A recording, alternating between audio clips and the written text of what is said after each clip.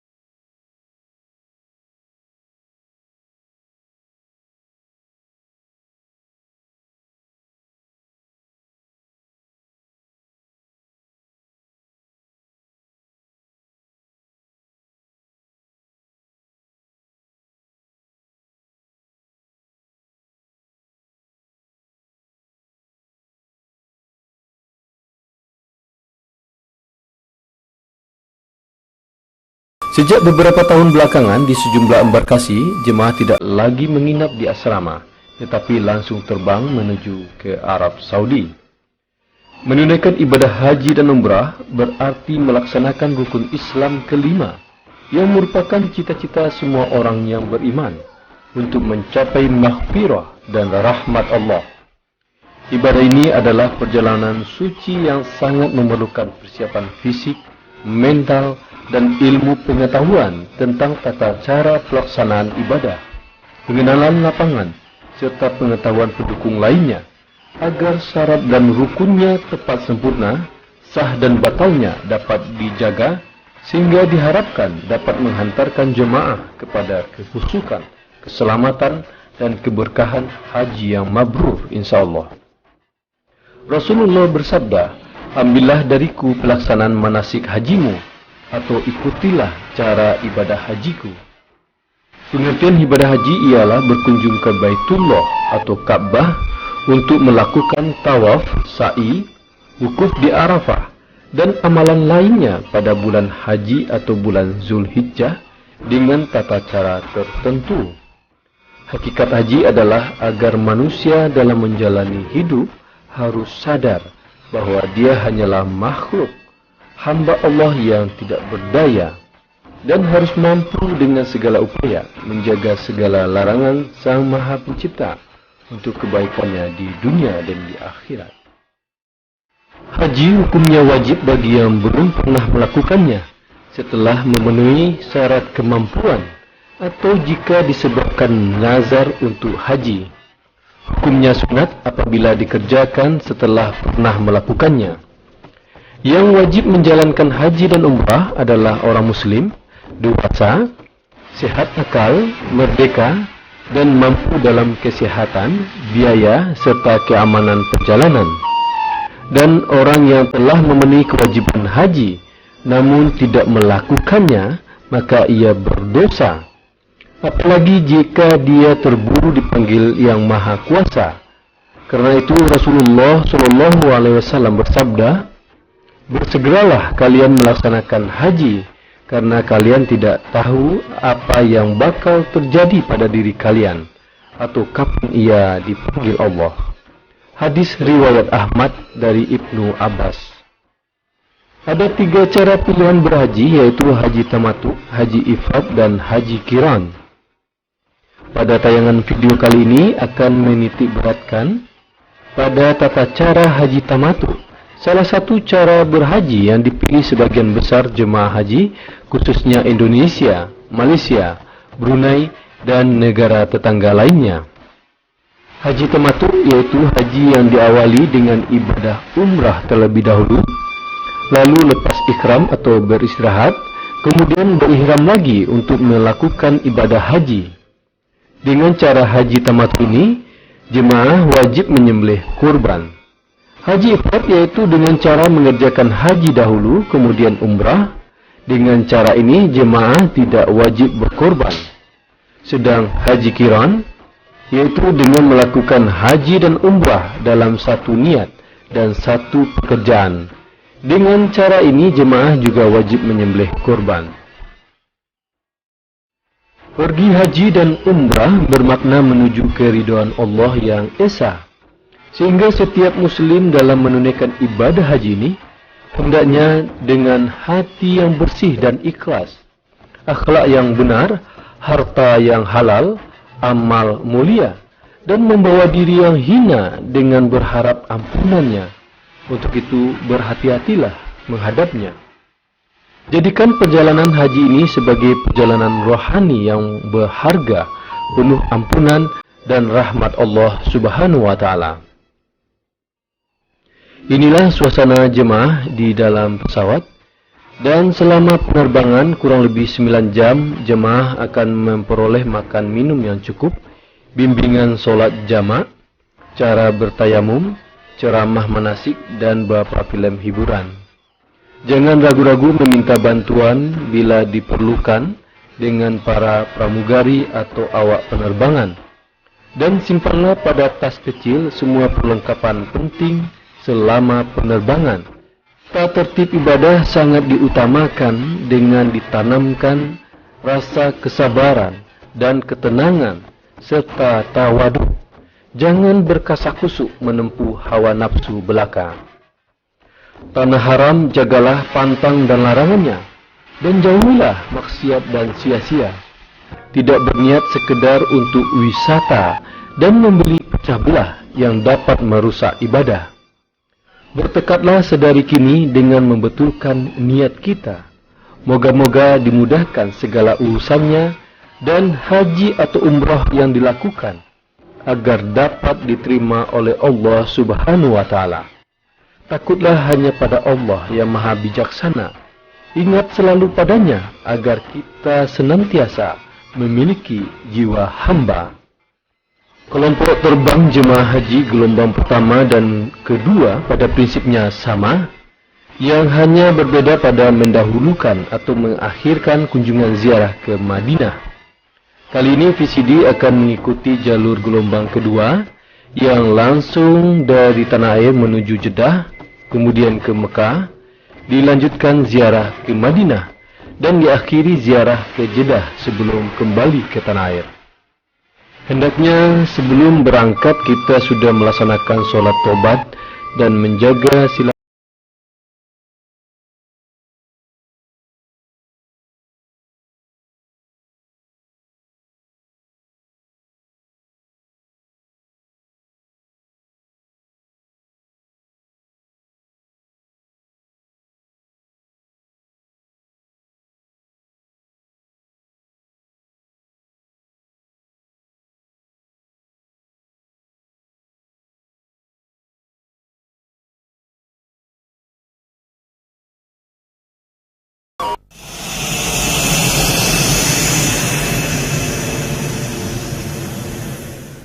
Assalamualaikum, ahlan wa sahlan. Selamat datang di negeri para Nabiullah. Kita baru saja mendarat di Bandara Haji Jeddah, Arab Saudi. Setibanya di bandara ini, seluruh jemaah haji telah berpakaian ihram, khususnya bagi jemaah gelombang kedua yang langsung menuju Mekah. Yang biasanya ihram telah dipersiapkan dan telah pula memasang niat untuk melaksanakan umrah terlebih dahulu dalam tata cara haji tamattu, yaitu labbaik Allahumma umratan, yang artinya aku sambut panggilanmu ya Allah untuk berumrah. Proses kedatangan jemaah cukup mudah karena seluruh dokumen keberangkatan jemaah haji telah dipersiapkan dan dilengkapi oleh pemerintah daerah maupun pusat di bawah koordinasi Departemen Agama, seperti paspor, visa, tempat tinggal selama di Saudi, transportasi, dan fasilitas lainnya. Dari bandara ini, jemaah haji menuju ke Mekah dengan kendaraan bis yang telah dipersiapkan panitia haji. Ibadah haji dikerjakan umumnya sekali seumur hidup dan kembali sebagai seorang haji yang telah menyempurnakan rukun Islamnya. Dengan telah menginjakkan kaki di daerah Tanah Suci ini, hendaknya para jemaah bertekad dengan penuh kesabaran dan kesadaran untuk memperoleh haji mabrura wal maskura. Apapun sikap hati, senang atau tidak senang hal yang akan ditemui, yang jelas menunaikan perintah Allah untuk berhaji dan berumrah ini merupakan pertanda kuatnya keimanan seseorang. Para jemaah haji rela meninggalkan kebiasaan dan kehidupan rutinnya untuk mendekatkan diri kepada Allah Subhanahu wa Ta'ala dengan meningkatkan taat dan khusyuk dalam solat, tawaf, sa'i, selalu bertabiah, bersalawat, zikir dan tasbih tanpa mengenal lelah dan letih. Kalbunya telah ditundukkan dan ditaklukkan kepada Khaliknya.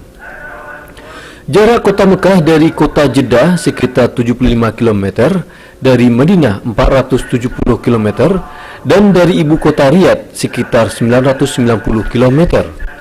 Suhu kota Mekah pada bulan Juli sampai Agustus sangat panas mencapai 50-an derajat Celcius.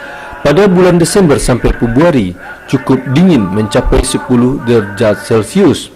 Sepanjang tahunnya jarang turun hujan.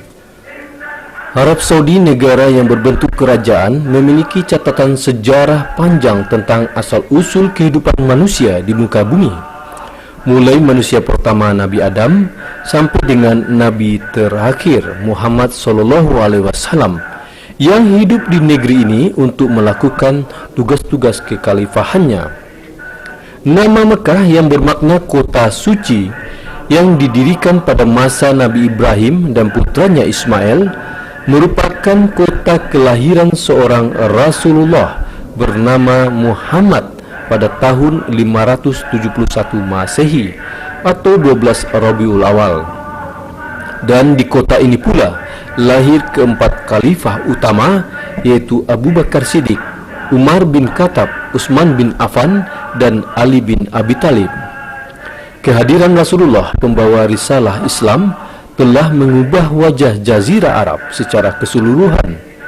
Seruan untuk beribadah haji seperti yang dilakukan Nabi Ibrahim menjadikan Mekah sangat ramai dikunjungi oleh umat Islam dari seluruh penjuru dunia.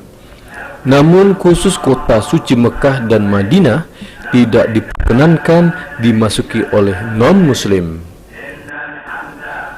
Saat ini kita telah tiba di Masjidil Haram yang merupakan pusat kota Mekah, di mana di dalamnya terdapat Ka'bah yang menjadi kiblat bagi umat Islam di dunia pada waktu solat. Masjidil Haram juga salah satu sentral kegiatan haji dan umrah, yaitu melakukan tawaf di Ka'bah dengan cara mengelilinginya sebanyak 7 putaran, yang diawali pada garis di depan Hajar Aswad dan diakhiri pada garis yang sama. Ibadah ini dimulai dengan mengangkat tangan kanan sambil menghadap ke arah Ka'bah dan mengucapkan Bismillahi Allahu Akbar. Selama tawaf harus dalam keadaan wuduk atau suci, dan bagi pria dianjurkan membuka bahu sebelah kanan dalam berpakaian ihram. Tidak perlu berdesak-desakan atau terburu-buru. Usahakan suasana hati ikhlas, sabar, tawadu sambil berzikir, salawat atau doa apa saja yang bisa, karena tidak ada doa tertentu atau bacaan wajib dalam tawaf maupun sa'i. Di berbagai riwayat, doa tawaf yang masyhur adalah Subhanallah walhamdulillah wala ilaha illallah wallahu akbar. Sahabat Ibnu Umar menceritakan dahulu apabila Nabi melakukan tawaf yang pertama, tawaf kudum atau tawaf selamat datang, beliau berlari-lari kecil pada 3 putaran pertama dan berjalan biasa pada 4 putaran berikutnya. Jika wudhu batal pada saat tawaf, segeralah berhenti dan langsung wudhu kembali. Dan ada beberapa ulama yang memperbolehkan tayamum. Kemudian lanjutkan putaran saat batalnya wudhu sampai dengan selesai. Bagi orang tua yang lemah atau yang tidak kuat berjalan, dapat menggunakan kursi roda yang disediakan gratis dengan menunjukkan identitas, atau menggunakan jasa orang-orang yang selalu siap untuk menolong atau menandu jemaah. Selesai bertawaf, lalu disunahkan solat 2 rakaat di lokasi makam Ibrahim yang merupakan salah satu tempat multazam doa-doa dijabah Allah Subhanahu wa Ta'ala. Begitu juga solat di Hijr Ismail bila memungkinkan. Dan setelah itu disunahkan meminum air zam-zam yang penuh berkah, di mana pintu sumurnya berada di belakang makam Nabi Ibrahim. Pintu sumur zam-zam itu terpisah untuk jemaah pria dan wanita, serta tersedia puluhan keran air untuk jemaah. Inilah suasana di sumur zam-zam.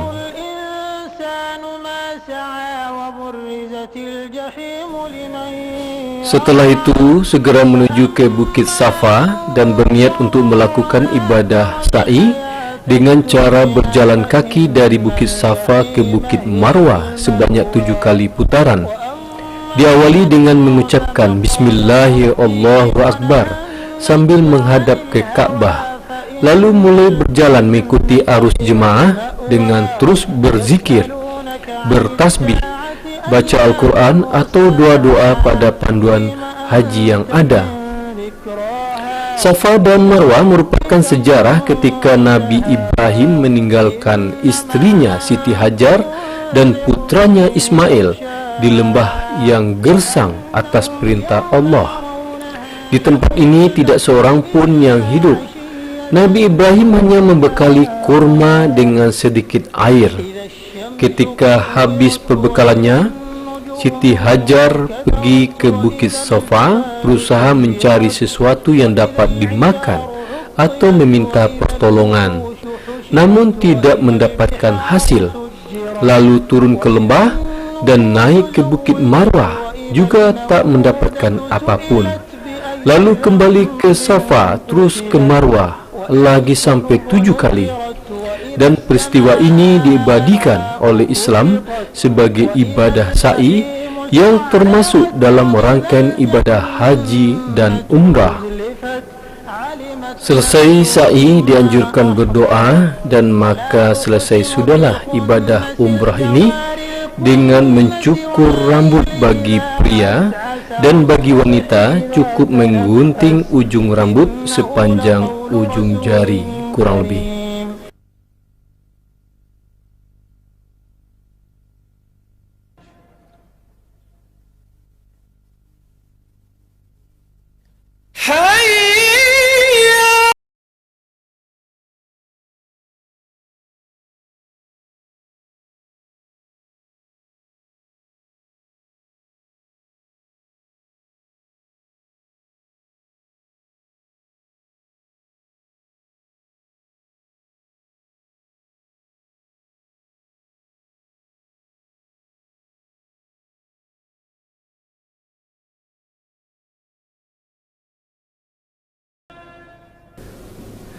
Berikut ini bila ada waktu memungkinkan sebelum pelaksanaan wukuf di Arafah, ada baiknya kita melakukan ziarah ke berbagai tempat di seputar kota Mekah yang berkaitan dengan pelaksanaan ibadah haji dan umrah dengan keutamaan-keutamanya. Juga ada baiknya mengetahui sekilas sejarahnya. Diawali mengunjungi Ka'bah yang menjadi putaran tawaf dan kiblat umat Islam di dunia. Kemudian berkunjung ke Jabal Nur, Jabal Sur, Musdalifah, Mina, terus ke Arafah dan Jabal Rahmah, ke Masjid Siti Aisyah atau Tan'im, kemudian ke pemakaman umum Ma'lah dan tempat bersejarah lainnya. Ini adalah salah satu gambaran suasana penginapan jemaah haji yang berada di kota Mekah yang rata-rata dapat ditempuh berjalan kaki ke Masjidil Haram. Pada kesempatan ini perlu diingatkan kembali bagi jemaah bahawa dalam pelaksanaan ibadah haji ada syarat wajib haji dan ada rukun haji. Wajib haji iaitu yang wajib dilaksanakan dan bila ditinggalkan wajib membayar dam, iaitu pertama berihram dari mikot, kedua mabit di Musdalifah, ketiga melempar jumrah, keempat mabit atau bermalam di Mina pada hari Tasyrik tanggal 11 sampai 12 atau sampai tanggal 13 Zulhijjah, kelima menjauhi apa yang diharamkan bagi yang berihram.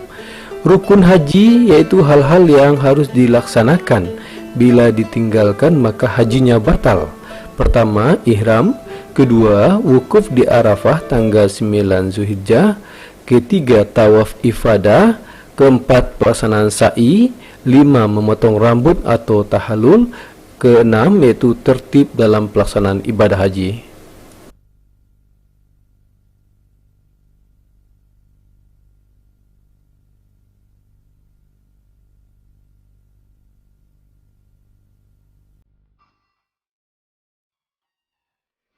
Ini adalah Hajar Aswad yang bermakna batu hitam yang disunahkan mencium, menyapu atau mengangkat tangan saat memulai tawaf, yang menempel di rukun Yamani di samping pintu Ka'bah. Di sebelah utara Ka'bah terdapat lokasi Hijr Ismail dilingkari tembok putih yang disunahkan solat di dalamnya bila memungkinkan. Ini adalah makam Nabi Ibrahim yang bukan bermakna kuburan, tetapi tempat bekas tapak kaki Nabi Ibrahim saat membangun Ka'bah, yang merupakan tempat multazam doa dijabah Allah Subhanahu wa taala. Kini kita menuju ke Jabal Nur di mana terdapat Gua Hira yang terletak di puncak gunung Jabal Nur yang sangat terkenal di dalam sejarah Islam. Karena di dalam gua itulah Nabi Muhammad SAW diangkat menjadi rasul, dan di situ pula turunnya Al-Quran yang pertama, yaitu surat Al-Alaq ayat 1 sampai dengan 5. Terlihat dalam tayangan banyak jemaah berusaha naik ke bukit ini untuk mendaki ke atas kurang lebih 1 jam. Di puncaknya terdapat sebuah gua yang dapat duduk untuk 4 orang, tinggi di dalamnya setinggi orang berdiri. Ini adalah gunung Jabal Sur yang di puncaknya terdapat Gua Sur, tempat persembunyian Nabi bersama sahabat Abu Bakar Siddiq dari kejaran kaum kafir Makkah yang sebelumnya telah mengepung rumah Rasulullah untuk membunuhnya. Lanjut kita melewati lokasi Musdalifah, tempat mabit setelah wukuf Arafah. Dan ini Mina, tempat lokasi 3 jumrah, Ula, Wusta dan Akabah, yang lokasinya berada di antara Musdalifah dan Makkah. Sekarang kita berada di Padang Arafah, tempat jemaah melaksanakan wukuf pada tanggal 9 Zulhijjah. Di lokasi ini terdapat Masjid Nawirah dan Jabal Rahmah, yaitu bukit tempat bertemunya Nabi Adam dan Siti Hawa. Tanah lapang yang amat luas ini terletak 21 km dari kota Mekah. Di sinilah jemaah haji harus melakukan wukuf, yang arti harfiahnya adalah berdiam diri atau berhenti.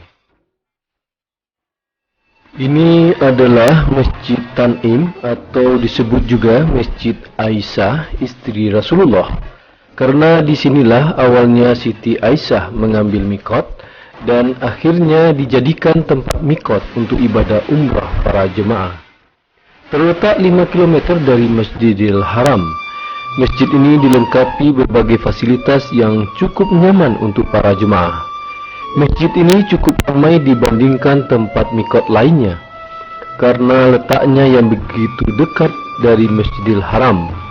Bagi jemaah yang akan mikot umrah di sini, hendaknya sudah menggunakan ihram dari Makkah dan sesampai di Tan'im langsung solat sunat ihram 2 rakaat dengan mengikrarkan niat umrah.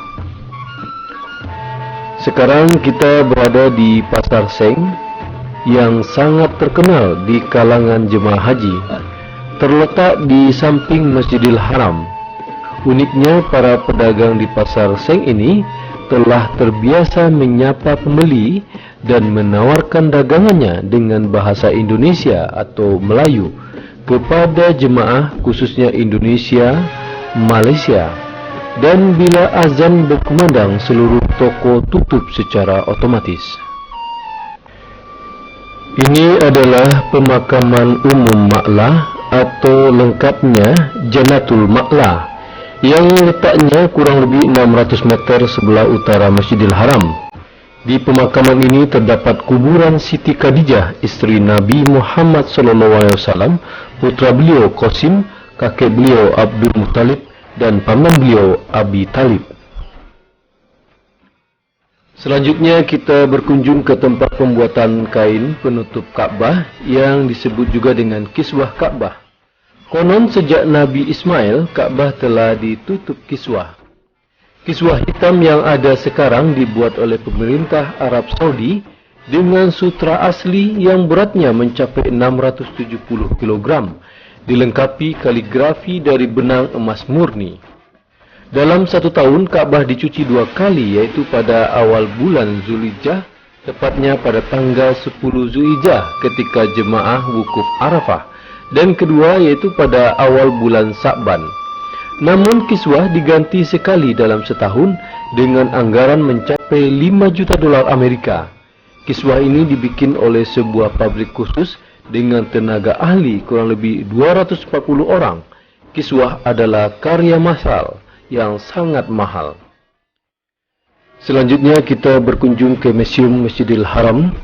Di sini dapat kita menyaksikan dan mengikuti sejarah perkembangan masjid tertua di dunia yang dibangun oleh Nabi Muhammad SAW dan masih terpelihara dengan baik peninggalan sejarah Islam, seperti tulisan Quran era sahabat Utsman bin Affan, mimbar pada zaman dulu, serta foto dan aksesoris masjid dari zaman dahulu hingga sekarang ini. Berbeda dengan masjid manapun di dunia, saf di Masjidil Haram ini berbentuk lingkaran, semuanya menghadap ke Ka'bah yang berada di tengah-tengah. Ini merupakan keunikan yang tidak dipunyai masjid manapun di muka bumi ini, yang dari tahun ke tahun terus mempercantik diri.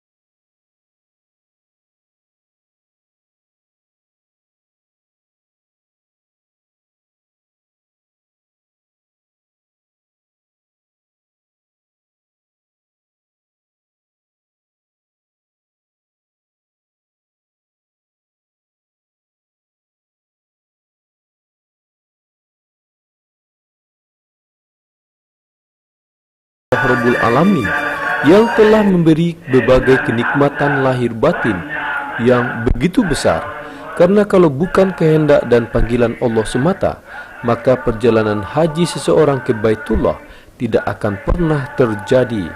Hanya dialah yang telah mempermudah dan memperjalankan hambanya dan mengabulkan doa-doa yang dipanjatkan dengan sifatnya yang maha pengasih lagi maha penyayang. Rukun haji dan umrah adalah memulainya dengan niat.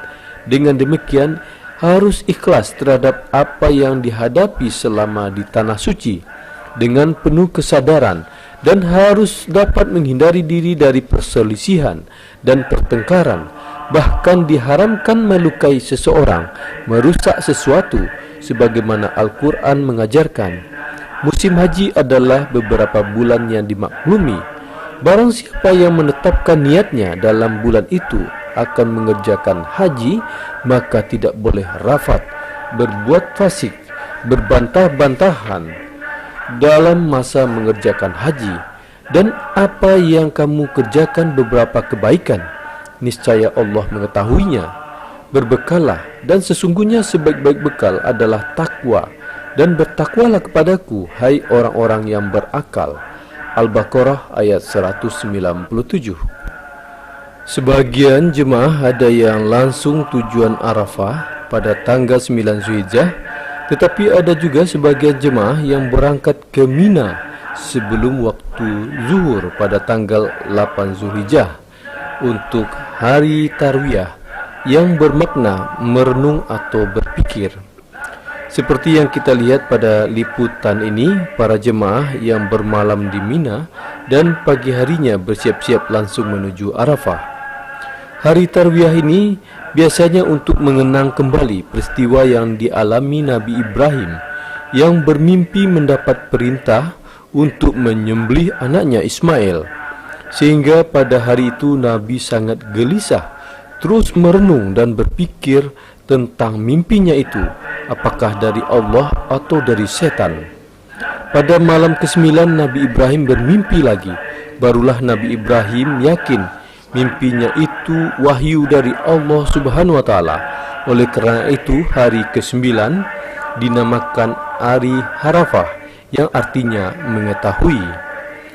Mengenai hari tarwiyah ini terdapat hadis diriwayatkan oleh Abu Dawud dari Ibnu Abbas, yaitu Rasulullah sholat zuhur pada hari tarwiyah dan sholat subuh pada hari Arafah dari Mina. Inilah suasana perjalanan menuju Arafah pada tanggal 9 Zulhijjah. Seluruh jalur menuju Padang Arafah terlihat sangat padat jemaah, baik yang menggunakan kendaraan maupun yang berjalan kaki.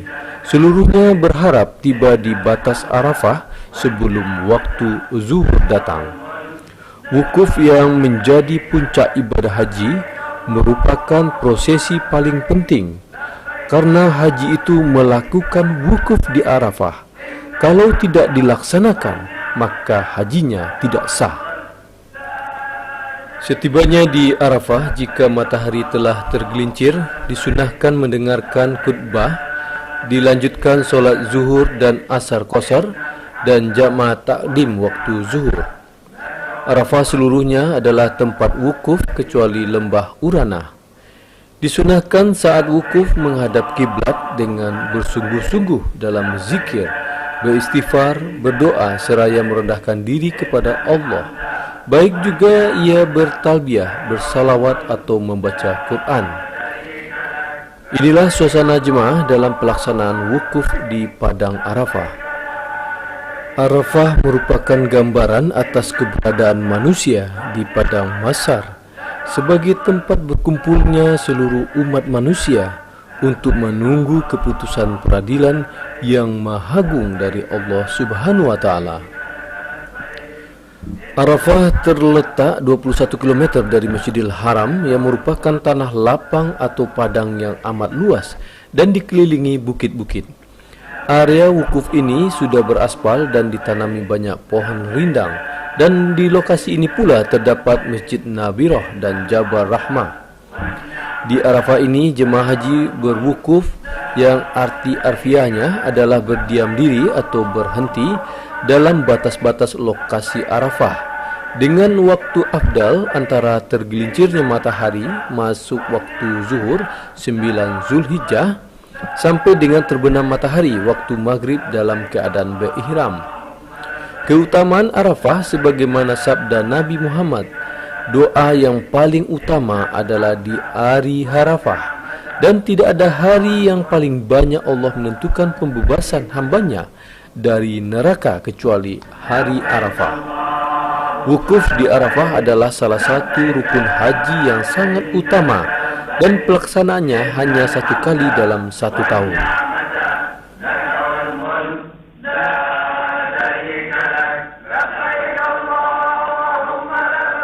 Setelah matahari terbenam, jemaah haji bergerak meninggalkan Arafah menuju Musdalifah dengan tenang dan penuh tertib, sopan. Ada yang menggunakan kendaraan dan ada pula berjalan kaki sambil terus bertabiah, zikir, bersalawat dan tawaduk. Musdalifah terletak antara Arafah dan Mina. Mabit Musdalifah artinya bermalam atau berhenti dalam kendaraan atau turun sampai lewat tengah malam. Di lokasi ini sebagian jemaah mencari batu kerikil untuk perlemparan jumrah dan bisa juga batu kerikil dari lokasi Mina.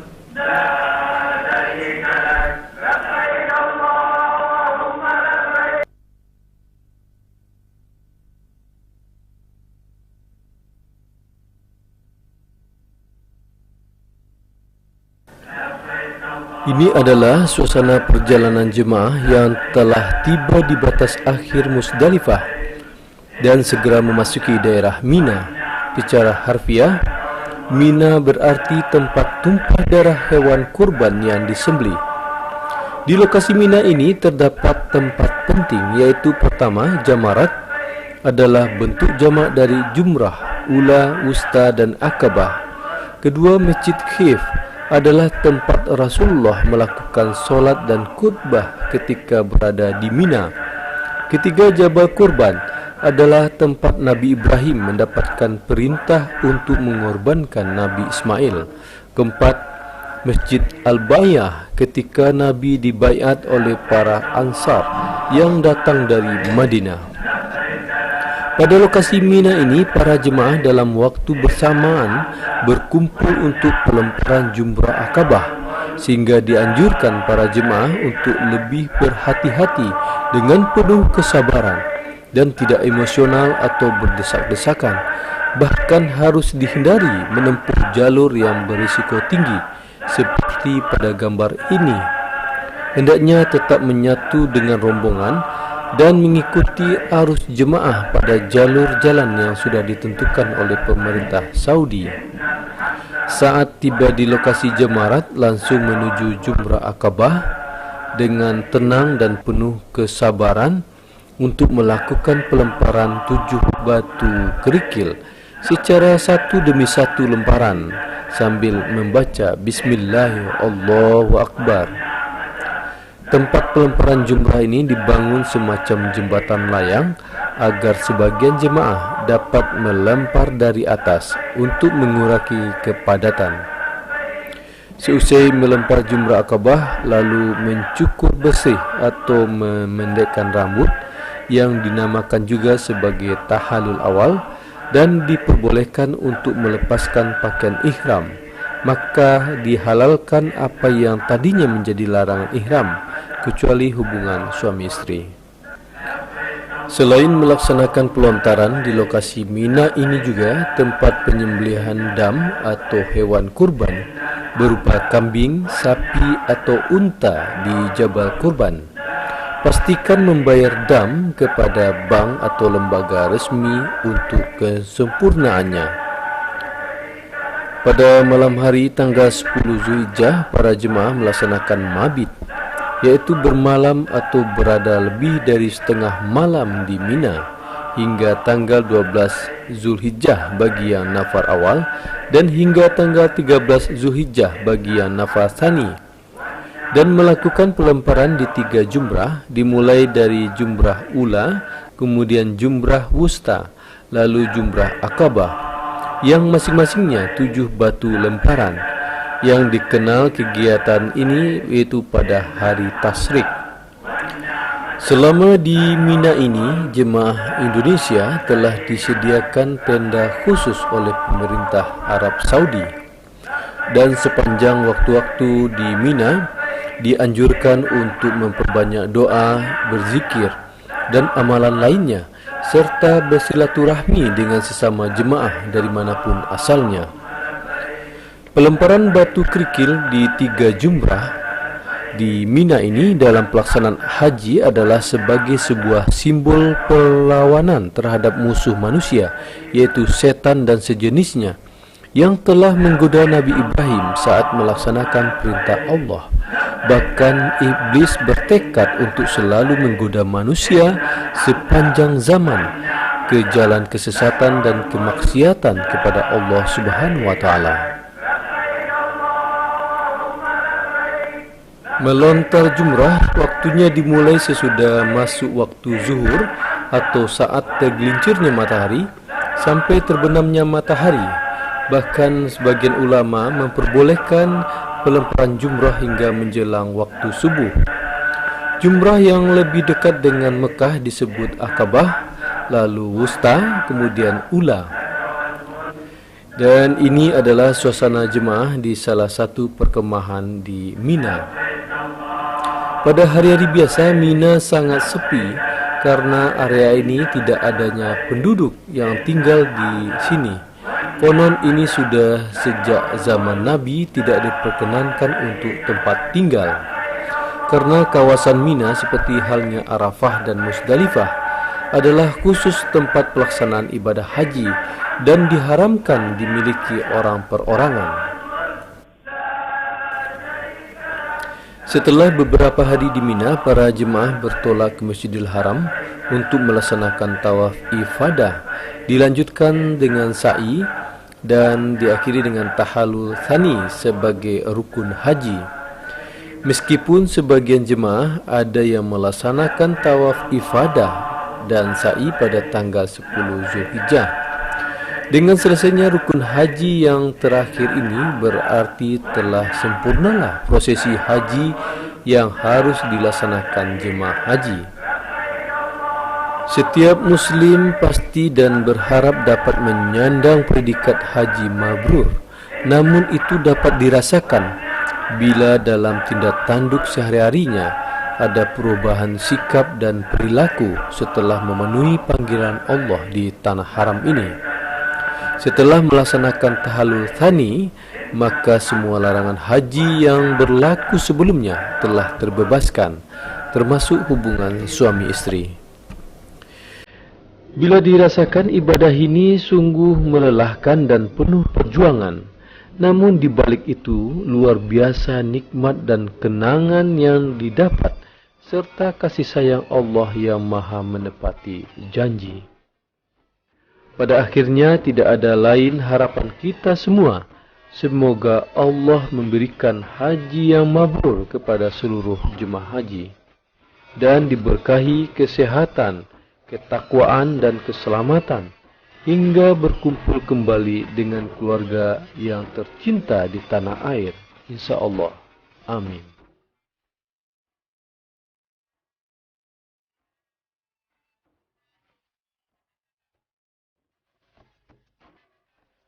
Sebelum meninggalkan kota suci Mekah untuk menuju ke tanah air atau ziarah ke Madinah, maka menurut mazhab Syafi'i diwajibkan kepada seluruh jemaah yang berhaji dan berumrah untuk melaksanakan tawaf wada atau tawaf perpisahan dengan Ka'bah, Masjidil Haram sekaligus dengan tanah haram Makkah.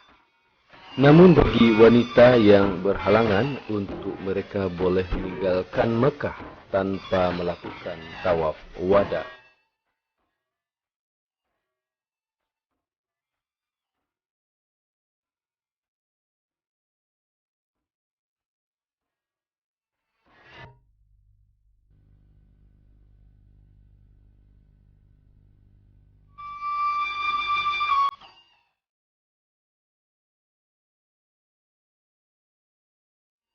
Sekarang kita akan melakukan perjalanan ke kota Madinah, kota kedua yang dikunjungi jemaah haji atau umrah dengan jarak kurang lebih 470 km dari kota Mekah atau sekitar 5 jam lewat darat.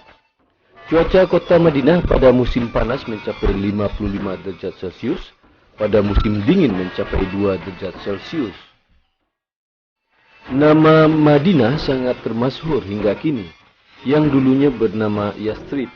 Rasulullah mengubah dengan nama Madinah setelah hijrah dari kota Mekah.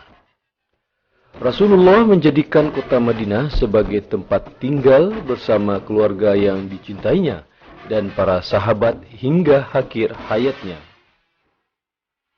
Saat ini kita telah tiba di Masjid Nabawi yang berada di pusat kota Madinah. Dinamakan Masjid Nabawi karena Rasulullah selalu menyebut dengan kata masjidku di beberapa sabdanya. Bagi para jemaah disunahkan menziarahi Masjid Nabawi dan makam Nabi Muhammad SAW serta sahabatnya, baik sebelum atau sesudah berhaji dan berumrah. Nabi bersabda, utamakanlah bepergian menuju 3 masjid, yaitu Masjidil Haram, Masjidku atau Nabawi, dan Masjidil Aqsa di Palestina. Hadis Abu Hurairah di dalam Sahih Bukhari dan Muslim, bahwa Nabi bersabda, 1 kali solat di masjidku ini lebih utama daripada solat 1000 kali di masjid lain, kecuali Masjidil Haram. Dalam riwayat lain, Nabi bersabda, bagi siapa yang solat di masjidku 40 kali tanpa terputus, maka ia akan selamat dari neraka dan segala siksa dan selamat dari sifat munafik. Dari hadis ini pula timbul istilah arba'in, dan hampir seluruh jemaah Indonesia berusaha mendapatkan arba'in di Masjid Nabawi ini. Setelah masuk ke masjid, hendaknya melaksanakan solat sunat 2 rakaat seraya berdoa, dan lebih utama jika dilaksanakan di Raudah, yaitu bagian di dalam masjid antara makam Nabi Muhammad dengan mimbar. النار ذات الوقود إذ هم عليها قعود وهم على ما يفعلون. Inilah Raudah yang luasnya sekitar 22 kali 15 meter yang ditandai dengan permadani berwarna kuning muda bermotif bunga berwarna kehitaman. Nabi bersabda, antara rumahku dan mimbarku adalah taman di antara taman-taman surga. Setelah melakukan solat di Raudah, hendaknya menziarahi makam Nabi Muhammad dan makam kedua sahabat beliau, Abu Bakar Siddiq dan Umar bin Khattab, lalu mengucapkan salam seraya berdoa. Namun oleh petugas masjid, jemaah tidak boleh berlama-lama di depan makam Nabi.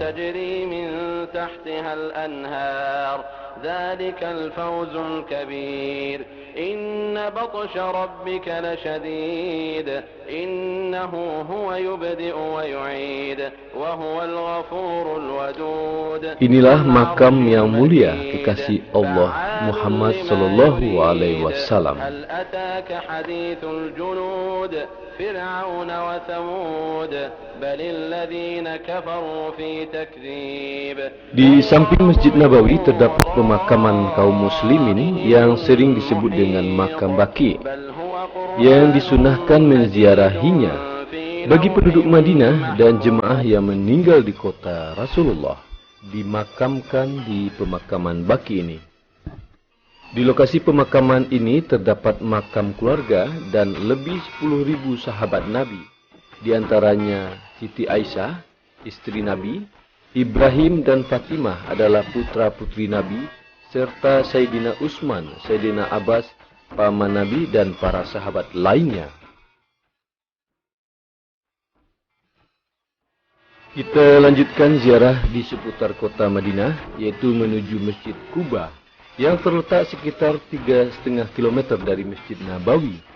Di berbagai riwayat menyatakan bahwa masjid ini dibangun oleh Nabi saat tiba dari hijrahnya ke Madinah. Masjid ini sering dikunjungi Nabi semasa hidup beliau, terutama pada hari Senin dan Sabtu.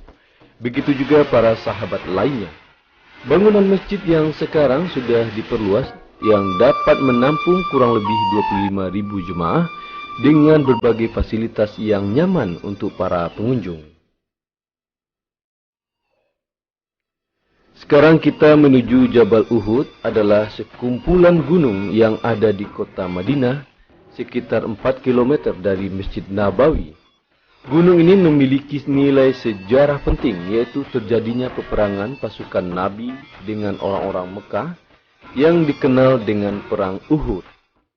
Pada Perang Uhud inilah banyak berguguran para sahabat termasuk Sayyidina Hamzah, yang dimakamkan di lokasi Jabal Uhud ini. Begitu juga para sahabat yang gugur pada perang tersebut. Di kota Madinah ini banyak pula tempat-tempat bersejarah yang dapat dikunjungi bila waktu masih memungkinkan untuk mengunjunginya. Seperti Dusun Badar, tempat terjadinya perang Badar yang terletak di luar kota sekitar 56 km dari Nabawi. Ada juga Masjid Bir Ali atau Masjid Hulaifah sebagai tempat mikot jemaah haji atau umrah yang berangkat dari Madinah. Juga ada Masjid Dua Kiblat atau Masjid Kiblatain dan lain-lain. Juga Madinah dijadikan tempat jemaah membeli oleh-oleh atau souvenir yang menarik sebelum kembali ke tanah air. Sekarang kita berada di Pasar Kurma terletak di kota Madinah kurang lebih 600 meter sebelah selatan Masjid Nabawi. Di pasar yang khusus menjual kurma, konon ada 26 jenis kurma, termasuk kurma ajwa, kurma kesayangan Nabi Muhammad. Kurma di Madinah memiliki nilai istimewa karena mutu gizinya sangat tinggi, bahkan dapat digunakan untuk obat.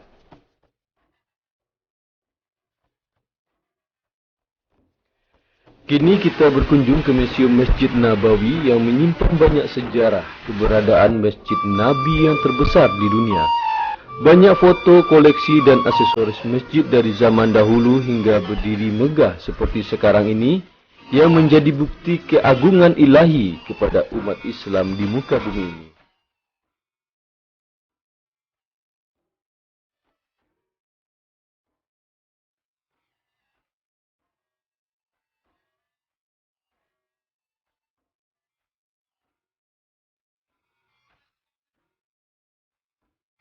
Sekarang kita tiba di Bir Ali, sebuah desa terletak sekitar 12 km dari kota Madinah.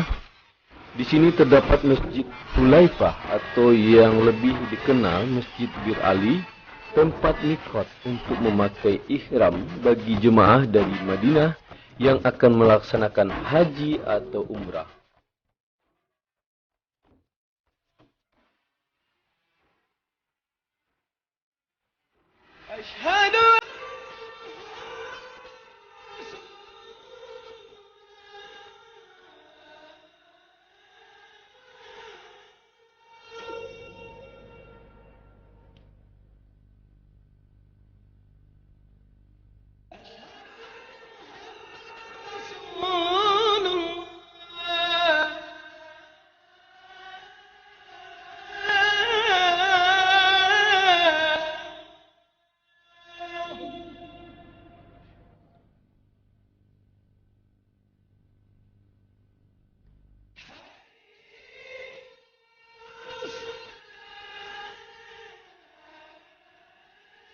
Selama di Madinah disunahkan untuk selalu solat berjamaah di Masjid Nabawi, memperbanyak bersalawat, berdoa dan amalan-amalan lainnya di negeri yang penuh berkah ini.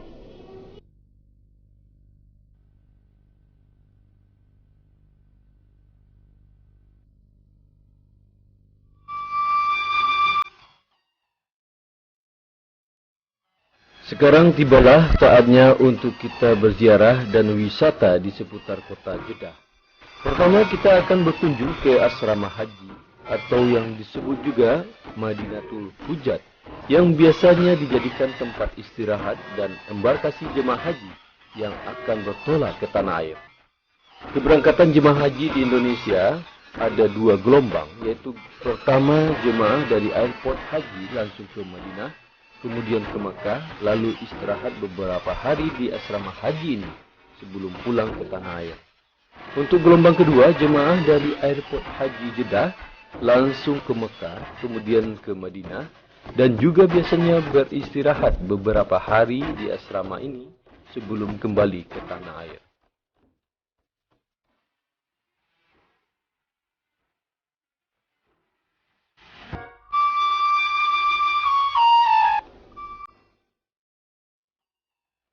Masih seputar kota Jeddah, kita dapat pula berziarah ke makam Siti Hawa yang merupakan nenek moyang umat manusia di dunia.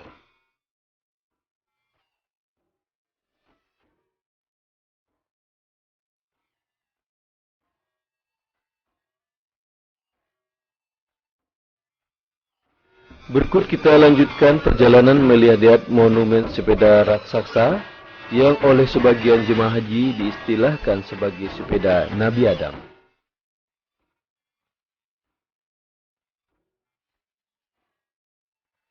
Sekarang kita tiba di pinggir kota Jeddah, yaitu Laut Merah yang menyimpan banyak sejarah umat manusia. Terutama kita ingat dengan kisah Nabi Musa yang membelah Laut Merah saat dikejar oleh Fir'aun. Di Laut Merah ini pula Fir'aun ditenggelamkan Allah Subhanahu wa Ta'ala sebagai azab atau kedurhakaannya kepada Sang Pencipta. Dan inilah suasana kota Jeddah yang cantik dan indah sebagai kota keluar masuknya jemaah di berbagai penjuru dunia yang akan berkunjung ke Tanah Suci.